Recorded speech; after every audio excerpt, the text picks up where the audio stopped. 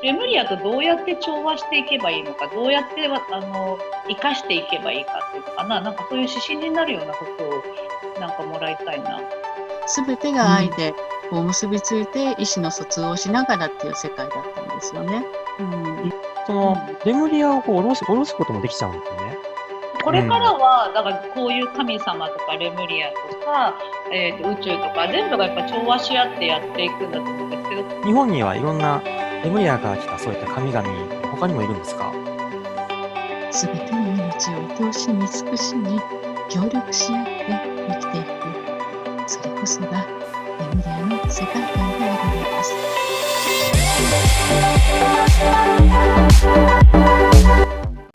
はい、始まりました。スターチートチャンネルということで、よしです。あきこです。こんにちは。よろしくお願いします。はい、今日はですね、なんと、すごい方をね、またお呼びしておりますよ、ということで、レイカさんですね。はい。はい。レイカさんは、宇宙フェスでもね、登場していただきました。そして、かなりね、話題沸騰になったですけども、ちょっとあきこさんからちょっと早速、レイカさんを紹介していただきたいんですけど、どうでしょうか？はい、わかりました。レイカさんは、神々のメッセンジャーっていう形で、いろんな神様とか高次元の存在を、体の中に落として、そのメッセージを伝えていただいている方です。トランスチャネリングだったっけ、ハーフトランスチャネリングになるんだっけ、俗に言うこうイタコみたいな感じで体の中に神様を入れてチャネリングするっていう方なんですよね。で宇宙フェスではすごいこうみんなちょっと最初びっくりしてる方たちも多かったんですけど、やっぱ後からすごいなんか感動、何回も見てる方とかもいて、本当に今日はそのチャネリングもやっていただけると思いますので、よろしくお願いします。じゃあレイカさんお願いします。はい、山内レイカです。よろしくお願いいたします。よろしくお願いします。はい、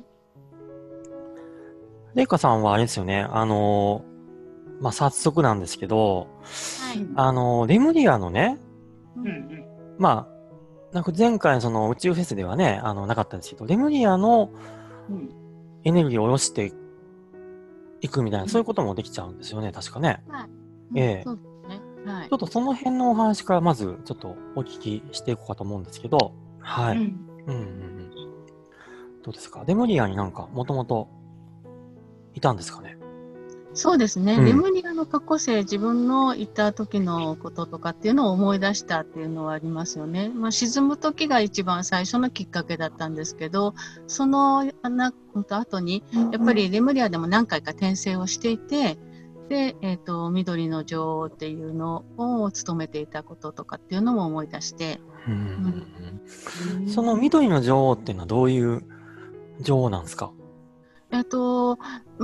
働きとしてはその地球上のその緑植物のエネルギーを司るんですけれど、そのレムリアを治める立場ですよね。長みたいなものですよね。で、それはやっぱり、代替わりしていって一番最後はレムリアの長老になってたんですけど、私の場合はもっとレムリアの結構早い段階で、なんていうのかな、そういう緑の女神としてだけど長としては一応立場としては女王みたいな感じで国を統括する立場っていうだけれど、とても平等な世界。なんかあきこさんが今日緑の服着てるのは何か意味があるんですかね？本当だ。緑のなんかレイカさんも緑だね。そう、レイカさんもね緑だし。来てます。レムリア。レムリアっていうもの自体が分かんない方もいると思うんですけど、ちょっとなんかそのレイカさんにとってのレムリアとかちょっとお話ししてもらえますかね。レムリアの時代ってどんな時代だったんですか？すべてがなんていうのかな、愛と調和で、結びついていた世界っていうのかな。すべての生物が、それは形のある、生き物とか動物たちだけじゃなくて、次元もこの地球としては、5次元から6次元ぐらいっていう感じで高かったので、反物質化している生命体たちとかも当然いて、いろんな生命体が混在してて、だけれども調和の取れた世界だったんですよね。すべてが愛でこう結びついて意思の疎通をしながらっていう世界だったんですよね。なるほどなるほど。それってどれぐらい続いたんですか、そのレムリアンの時代って。なんだろう、結構いろんな説があるので、私の中であんまりその年数とかって、特に、把握してないんですけど、長く続いたということはね、確かなんだけれども、その辺もいろんなパラレルがあるっていうのもあるので、その辺は気にしてないです、私。なるほど、なるほど。で、どうやって記憶を思い出してたんですか、その記憶って。最初は、レムリアの記憶を思い出したっていう人から話を聞いている最中に、それは話はレムリアが沈む時の話を聞いたんですけど、で、そこに、私もいたってみんなで手をつないでサークルになって、で、こう歌を、レムリアが沈む前にこう歌を歌ってっていう、で、またこういう同じね、愛の世界をみんなでまた築こうねっていう約束をしたっていうところを話していただいたときに、わけがわからないけど涙が流れてて、で、ふっとこう、私そこにいたって、そこにいたよっていうことを最初思い出したんですよね。でそこからいろいろ記憶を自分でもっと他にもあったかなっていろんなことを思い出そうとして意識していったらいろんな場面が出てきていろいろ思い出してきたっていう感じですかね。なんかよくあります？なんかそのこう沈むっていう話をね、よくレムリアの時代、最後沈んじゃったって話があって、その時はあれですか、どういう風にしてたんですか、その場にいたんですか？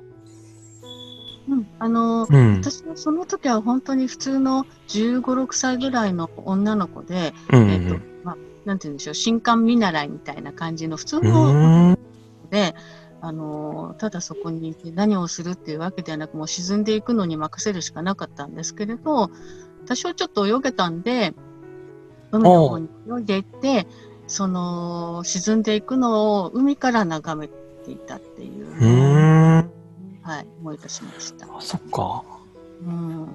かよく考えたら、いや、僕記憶がないんですけど、よく考えたら、その沈んでいくときにみんな泳いじゃえばいいのかっていう、気づきがあったんですよ、さっき。だからそういうことじゃないの？けど、隣のね、陸が遠かったので、そっかそっか。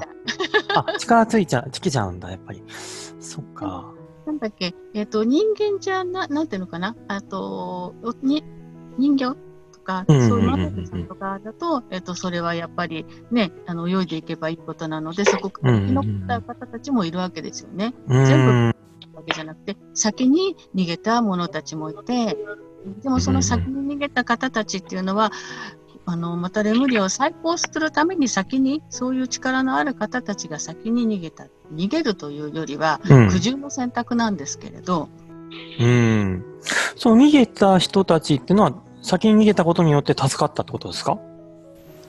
助かってというか、他の土地に。そっかそっか。その流れで、日本に逃れてきたのが、今では、この花咲夜姫様って呼ばれている、富士の霊山の女神様なんですけれど、レムリアでは、レムリアの霊山がハワイのあたり、今のハワイのあたりがレムリアの高い山だったので、もともとは霊山のお山の女神様なので、そこにいらっしゃったのが日本まで逃れてきたっていう。姫様として今はいらっしゃるんですけれど。なるほど。なんか、あきこさんとかはあれですよね、上から見てたんでしょ？なんか今の話聞いてても、なんか、いたのかな、私。悲しくないんだよね、その、沈むところ、上からそうだな、なんか、ヨシさんは何だったのかな？いや、なんか上から見てたとかいうふうに言われたから、僕も。でも私も悲しくはないですよ。その死ぬ時、見て、ってもう終わっちゃった、壊れちゃったっては思ってるけど、亡くなる時が、天使たちがこう来て、海に沈んでいく時に眠るように死んでったので、怖いとか、そういう感覚は私の中にはないんです。なるほど、なるほど。因果怖さとか恐怖とか、なんかそういうのを抱えてるわけではないんだけれど、ね、衝撃的なのを記憶しちゃったままの人たちもいるんだけれど、う。うんん。それぞれだなるほど。ね。で、まあ、レイカさんはでもそういった記憶の中で、結局その、まあ前回ね、そういったことがあったから、まあ今回は何とかしたいっていう思いがあるってことですよね。そうですね。今回無のこの理だけじゃ議題は。ないんですけどね。もともとうんは、うんマルデックっていう星が亡くなっておー。そこを守護する天使だった時代があって、へ自分がえ。一瞬にして亡くなっちゃったので、うん地球だけはそういうことにはさせたくないっていうのがあっうて、ん。なので地球に救いに来ましたみたいな、ああ、そんな記憶もそう取り戻して。なんだ。すごいね。すごい。マルデックから始まってたのね。マルデック。マルデックはなんかあれでしたっけ核爆発みたいな感じなんでしたっけだからそういう感じで。へえ。ああ。なるほど、なるほど。ね、で、今、あれだよね、そのレムリアだった人たちが結構転生してきてるんだっけ今、そのレムリアで体験してた人たち。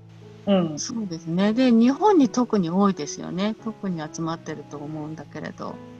で、今この時期に思い出してる人たちがたくさんいて、エネルギー的にもやっぱりね、日本って本来はきっとレムリアに近いものがあるはずなんだけれど、今はそれがいくつになってるかっていうとそうじゃないんだけれど。なんでそんなにこうそのレムリアの記憶を持ってるような人たちが日本に生まれてるんですかね。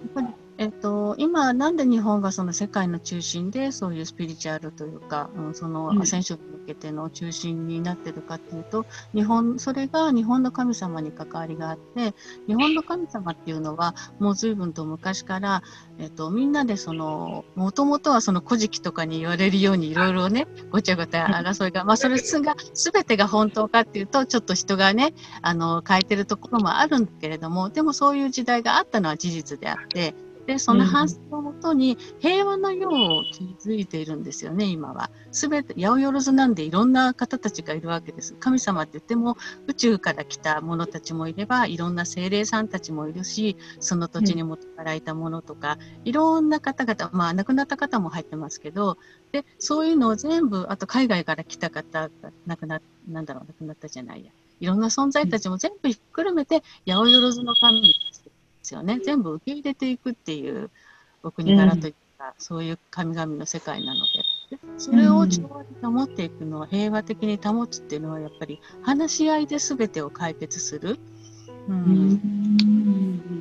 いうのがあって、神様が集まってお話し合いをするっていうことがあるんですけど、それが基本となっているので、日本の神様の築いているその平和の世っていうのを、この日本のそのところから、エネルギーの高いところから世界に広げていくっていう役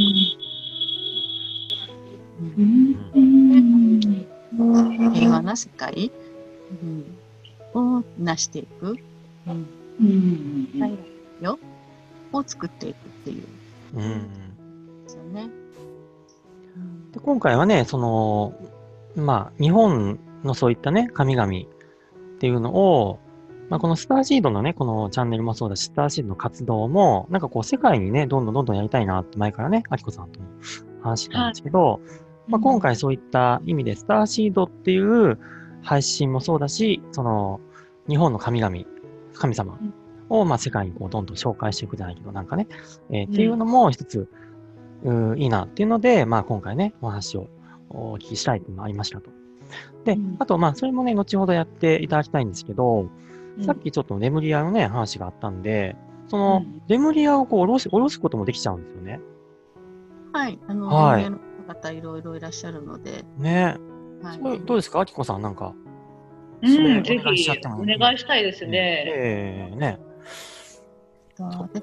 先に一つ、伝えておきたいのは、そのスターシードの、オンラインサロンなので、前にもお話ししたと思うんだけど、宇宙の方々と、このレムリアの方々とか日本の神様とか世界中の神様って全部ちゃんとつながってるっていうこと。バラバラではなく、別々ではないんです。それぞれの立場でできることをみんなが協力し合ってやってるっていうことだけは理解してほしいんですよね。それがみんなが自分の個性を生かして生きているっていうね、人とも同じなんですけど、人もそうだけど、自分の立場で自分のできることをやっていくっていうのが、見えない世界でも起きているっていうところは理解してほしい。調和し合ってるんだ。そう。ここはね、基本なの。もう、ちゃんとその連携ができてるの。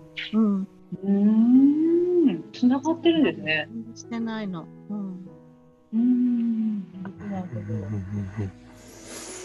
興味深いね。興味深い。ちょっとあれですかね、もしかしたらまた、緑の女王が降りてくるんですかね。どうだね、レブリア、そうだね。今だからそうだね、レブリアの過去性を持ってる人とか、あとはなんていうのかな、これからやっぱり地球全体がレブリアのようになっていくっていうところがあると思うから、そこに対するメッセージをちょっといろんな存在にやってもらえたら嬉しいな。そうですね。私の方でも別に限定しないでいつもお任せしてるので、お任せでじゃあ。楽しみだな。出たい方が出て喋るっていう感じなので、説明した方がいいよね。だからレイガさんの体の中にそのレムリアの存在が入りますので、レイガさんその喋り方が変わったりとか、こう顔とかがちょっと変わる感じがあると思うんですけど、イタコみたいな感じだね、だからね。上口のイタコということで、ね、そういう個人の存在を見放してもらうイタコみたいなものなので。はい、じゃあよろしくお願いします。お願いします。はい、わかりました。じゃあ、今この時にレムリアのことについてじゃあ話してくださる方をちょっとお呼びしたいと思います。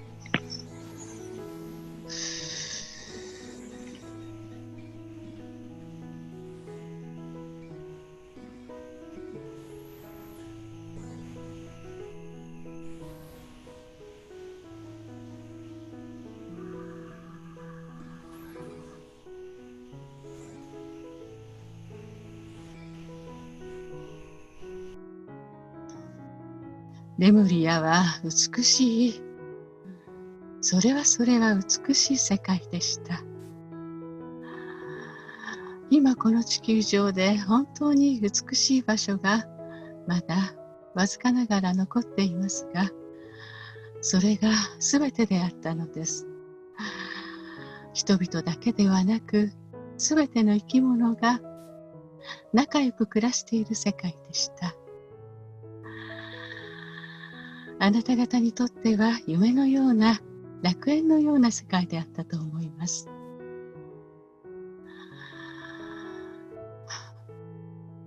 食べるものも多くはありませんでしたが、皆で分け合い、ほとんどがエネルギーとして摂取をしていました。エネルギーを、この地球上に降り注ぐエネルギーを取り入れることで生活をしていましたから、食べるものはたくさんは必要なかったのです。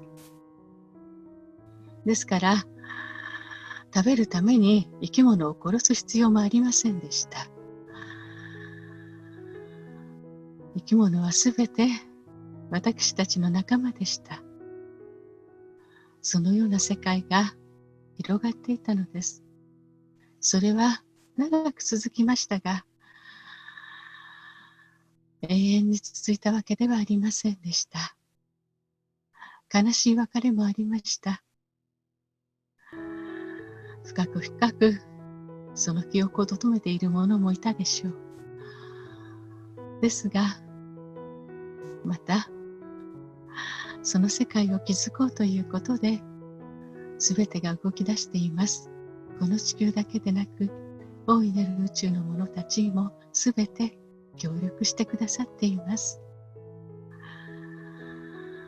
生きとし生けるものはすべて愛おしい命です。それがレムリアの物事の考えの基本なのです。すべての命を愛おしみ慈しみ、協力し合って生きていく。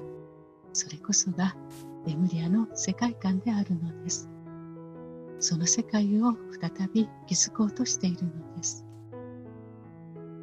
はい、ありがとうございます。あなた様はどなた様でしょうか。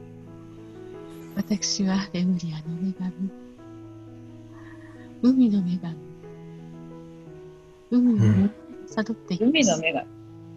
海の女神様ですね。海はすべての命の根源です。すべては海から生まれたのです。なるほど。はい。その、レムリアの時代って何人ぐらい女神様がいたんですか？なんか、緑の女神から海の女神とかね。ね、数えてみたことないけれど、いっぱいいると思う。どのくらいいらっしゃるそんなのにいるのかしらね。ありがとうございます。よしさんどうでしたか？ね、いろいろ聞いてみたいなと思いましたね。どうしよう、聞いちゃってもいいんですかね、いろいろね。聞いちゃっていいですか？下ろしてもらってる状態で聞くって感じ。下ろしてもらいながら聞くのかな。どうしたらいいんでしょう。喋ってもらったらまた喋っててすぐポッといけるんですね。どうしようかな。レムリア。よしさん、あれだもんね。レムリアに興味あるって言ってたもん。興味あるね。なんかわかんない。要は僕はやっぱハワイが好きでね、やっぱりコロナでちょっとハワイ行けないんで、すごく寂しいなと思ってたんですけど、なんだろう。そうだ、じゃあ、ちょっと細かい質問をいっぱいしていくと、レムリアのエネルギーが、じゃあ日本でも味わえる場所って、どこら辺とかが一番おすすめですかみたいな。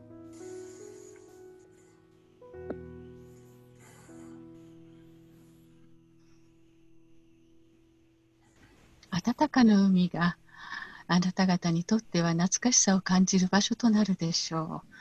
あなたのおっしゃったハワイの地はレムリアのエネルギーが多く残っています。ですからあなたはそこが好きなのかもしれません。暖かな海はレムリアに近いエネルギーが残っています。またあなた方が意識を合わせようとすることでその意識に触れることができると思います。あと女神様はどのくらいいらっしゃるんでしょうか。女神は多くいます。これは女神だけではありませんが、それぞれの働きに応じて様々な神というような存在がいました。それはいろいろな場所で様々な働きをしていました。この地球の働きに沿ったそういった女神がいろいろいたと思っていただければ良いと思います。はい、ありがとうございます。例えば沖縄とかね、あと富士山は違うのかな、なんかそういうところもレムリアのエネルギーって多いんですかね。どうでしょうか。もちろんそのように暖かなところにはそのエネルギーが多く残っています。富士はレムリアの霊山の女神がいらっしゃいますから、そのエネルギーを感じる方もいらっしゃるでしょう。そうして懐かしく思う方もいらっしゃるのだと思います。富士の山そのものというよりは、レムリアの女神のエネルギーに触れていらっしゃるのでしょう。ああ、そっか。様のね、エネルギーにね。この花咲夜姫様ね。なんだ。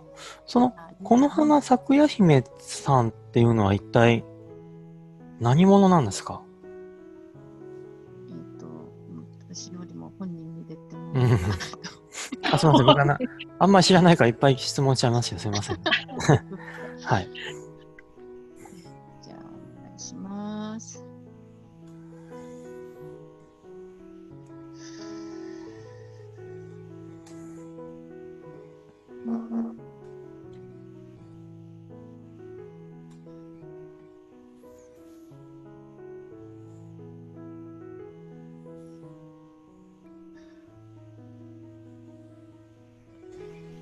レムリアの霊山の女神、それが私のこの日の元に来る前の働きでした。私はこの花咲やこの日の元に来てからは、この花咲夜という名前をいただいて、日本の神として富士の山の霊山を守っています。もともとは霊山の女神です。高い山を守る、そういうことだ。山から待つ女神であるのです。そうなんだ。あきこさん、なんか質問とかはどうですか？この花咲くやつめ、そうだな。ちょっと思いつかないな。オッケーオッケー。ほんならね、僕、要はあれですよね、僕もあんまりよくね、わからないけど、レムリアっていう、時代がありました。そしてレムリアの中にはいろんなエネルギーを持った神のような存在がいましたと。で、それが、やっぱり日本にどんどんと来て、それが、この花咲くや姫って言われたり、あといろんな、あと他にもいるのかな。日本にはいろんな、レムリアから来たそういった神々、他にもいるんですか？この日の元だけではなく、世界中のあちこちに散らばりました。レムリアが沈む時に世界中のあちこちに散らばったのです。ですから、この日の元だけにいるわけではありません。世界中のそこかしこにいらっしゃるのです。どんな神がいるんでしょうか？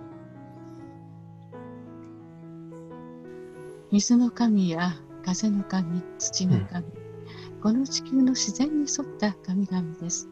それらの働きを司っています。例えば僕たちがなんかその神々に何かお願いしたら何かいいことがあるんですかね？お願いされる内容によりますけれど、その神にできることは手伝っていただけるでしょうし、その神が及ぶその力がなければ、お願いをなさった方の守り、導いてくださっている方々が力を貸してくださることでしょう。私たちも人々と同じように得意不得意があります。ですから、それぞれがそれぞれの持ち場を得ていて、得意なことを働いているのです。自分たちにできることを成しているのです。そうして協力し合って皆様方の願いを叶えようとしているのです。ちょっと聞きたいことあるんですけど、その宇宙存在と神様のちょっと違いっていうか、なんかそのあたりちょっと聞きたいんだよね。宇宙存在。レイカさんでもいいよっていうか、レイカさんなりにやっぱり感じてることがあると思うんだけど、なんか神様、私だとやっぱり宇宙存在の方がちょっとつながりやすいっていうか、なんかピンとくるところがあるんだけど、ここって違いは調和してるから一緒なんだと思うんだけど、違いよりは、違いは違うんだけれども、その、なんていうのかな、私の中で感覚としては、宇宙に近くて宇宙とつながりやすい人たちがいて、その人たちはその人たちで、なんていうのかな、その得意な分野っていうのかな。で、宇宙存在とのコンタクトを頻繁にしてくれて、で、いろんな英知を受け取ったりして、地球のみんなに伝えてくれてるわけじゃない。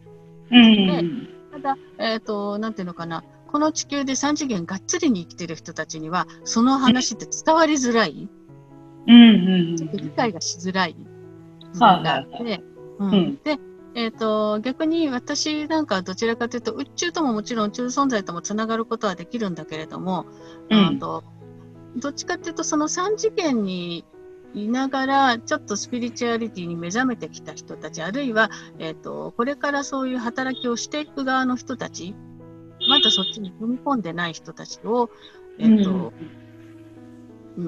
のかな、リードしていくっていうのもあるので、この地球にがっつりと、関係している、神々であったり、そういういろんな存在、仏様とか龍神もそうだけど、そういう存在と、つながりが今のところ強くて、そこと協力し合って、この3次元の人たちに対してコンタクトを取っていくというか、その辺が、なんていうのかな、3つぐらいあって、だから宇宙とか次の人と、地球の存在のそういう見えない方々の協力を仰ぎながらやっていく側の人と、あるいは、そういう、宇宙的な観点とか、なんていうのかな、考え方とかっていうのは理解はしてるけど、スピリチュアルの方じゃなくて、地球の、例えば地球環境とか、農業とかもそうだし、水とかもそうなんだけれども、全然スピリチュアルの世界っていうよりは、もろにこの地球の環境、これからのアセンション後の地球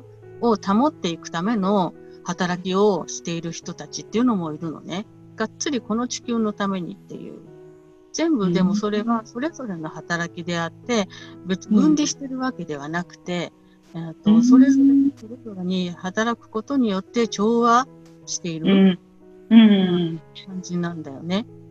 じゃあレムリアもそういう感じか。神様とか同じ感じで。なるほど。の神様とか仏様って言っちゃうとちょっと構えちゃう人たちだけど、精霊さんとかそういうレムリアとか好きっていう、でも宇宙まで行っちゃうとちょっと遠いっていうかちょっとわかんないっていうね、宇宙関係の人たちはレムリアにはあってなるわけだし、なんかその辺がだからそれぞれがつながりの深い、自分に縁の深いところで一番先につながった上で他を理解していったりとか、全部がこう調和しながらそれぞれの得意分野でやっていくっていう、そういう感じなんだよね。バラバラではない。全部つながっていて、やっぱりつながる時なんだね、今だからね。そっか。そういうことだな、それは。なんかあれですよね、僕もね、あきこさんもだけど、例えば、よく神社系が好きな人とか、ね、竜が好きな人とかいるじゃないですか。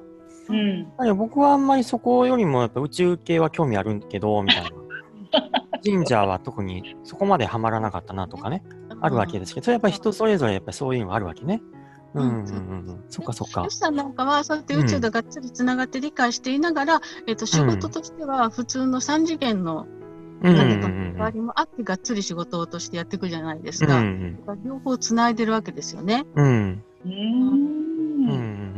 やりたいとこやってる。でもこれからは、だからこういう神様とかレムリアとか、宇宙とか全部がやっぱ調和し合ってやっていくんだと思うんですけど、そこに対してじゃあレムリアのこうなんだろうね、の役割というか、レムリアを意識、多分私のところにもすごいメッセージが来てるので、レムリアとどうやって調和していけばいいのか、どうやって生かしていけばいいかっていうのかな、なんかそういう指針になるようなことをなんかもらいたいな。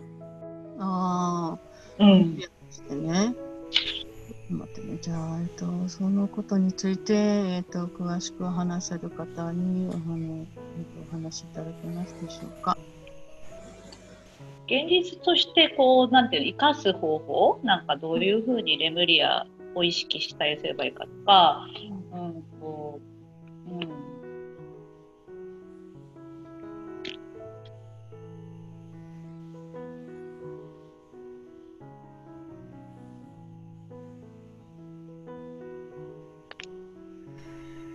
レムリアの命を持った者は、それぞれがそれぞれのうちに愛と調和を理解している。今がたとえどのような生き方をしていようと、その魂の内側には深い愛と調和に対しての根強い思いがある。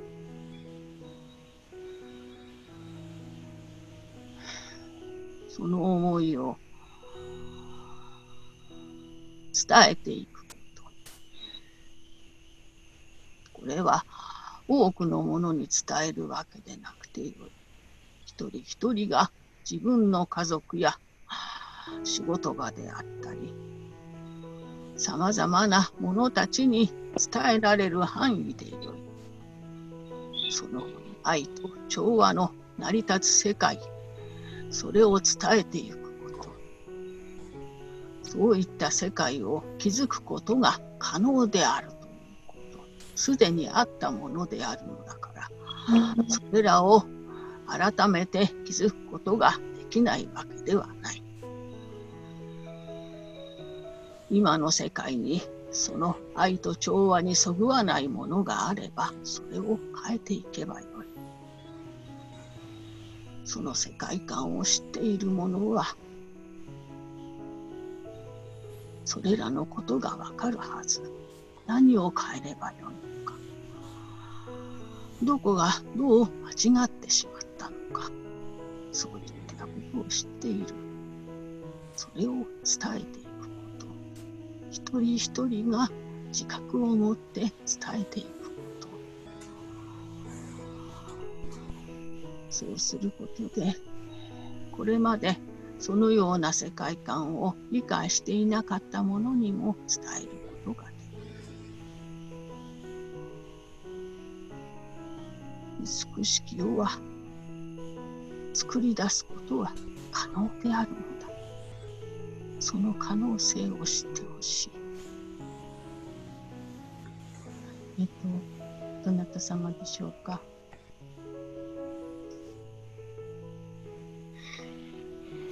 我々ムリアの長老、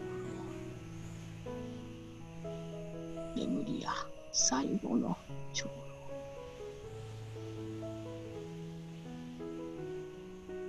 はい。あ、止まっちゃった。止まってたね。はい。レムリアの長老、最後の長老なんだ。そっか。この後ね、沈んじゃって続かなかった。なるほどね。すごい人が。すごい人だね。メッセージくれたね。感動しました。緊張きたね。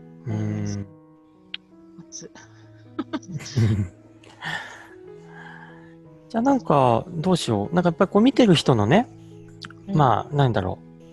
見てる人は、まあ今後だから、あれだよね。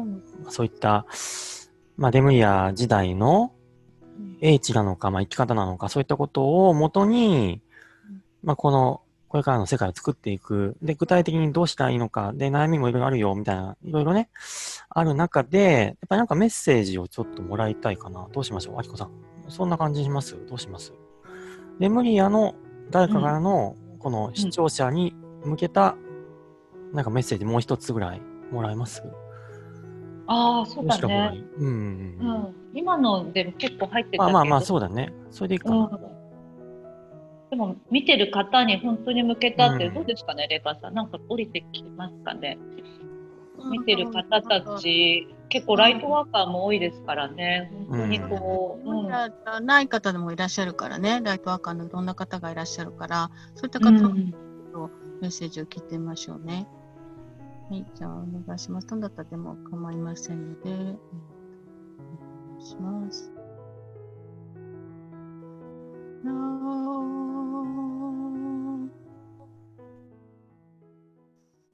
あなた方に伝えたい愛はいつも胸にある。その泉は常に湧きする愛の泉。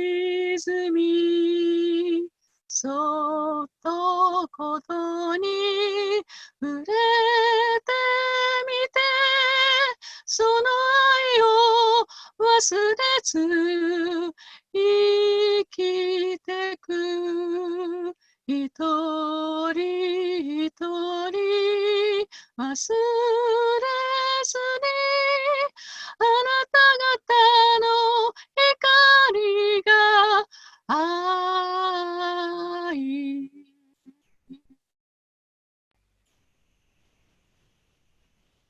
びっくりした。ちょっと待って。こっちがびっくり。ミュートにしてたけど、もうちょっと誰ですか？いきなり。いや、レムリアの方はレムリアの方だけど聞いてみて、ね。もうレムリア。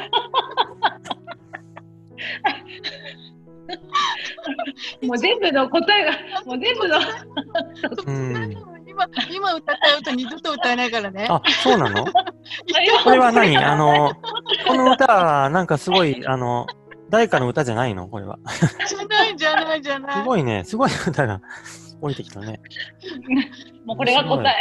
もう答え、今の。これはもう一回見直さないと、ちょっと深いから何回か見た方がいいかもしれない。誰だったの今の歌ってくれたレムリアの。今の歌を歌ってくれたかな、どなたですか？楽しい。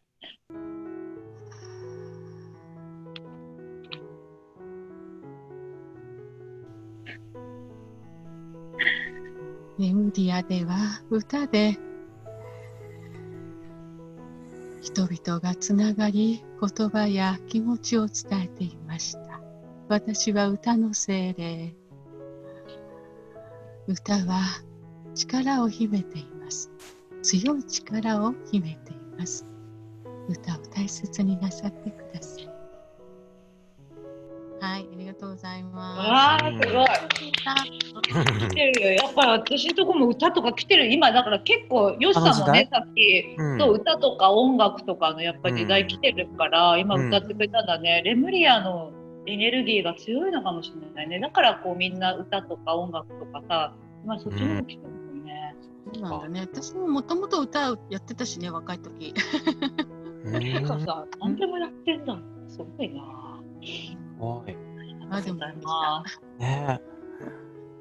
なんかね、すごいね、やっぱり、で、どうしよう、今回はね、また、その日本の神様、大黒様とかもまた、ちょっとおしてもらいたいので、ちょっと、また二部制にしてね、ちょっとやってみたいなと思ったんですけど、一旦このレムリア会として一旦これで終わって、またもう一回ね、お話を聞きたいと思いますが、いかがでしょうか？大丈夫ですかね？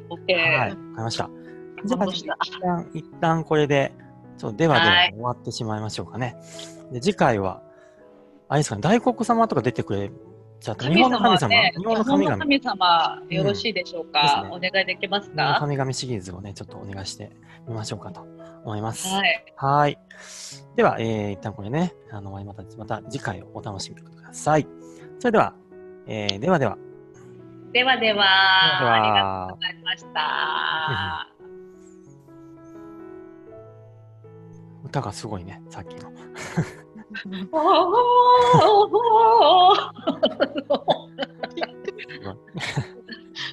2番まで続きそうだったもんね。ねえ、俺、誰か歌って。よしさん歌ってよ。歌えない、そんなの。なんかね、すごいね、でもね、なんかうちの子供とかなんか4歳の子とかなんか勝手に最近歌ってますね。なんかよくわかんない歌を。来てるのかもしれない。そういうのがあるかもしれない。なんかね、来てるかもしれないね。笑った。すごいね。涙出ちゃった。レイカさんもびっくり、下ろしてびっくりだったね。そう、でもそれが面白いんだけどね。何が出てくるかわかんない。すごい。素晴らしかった。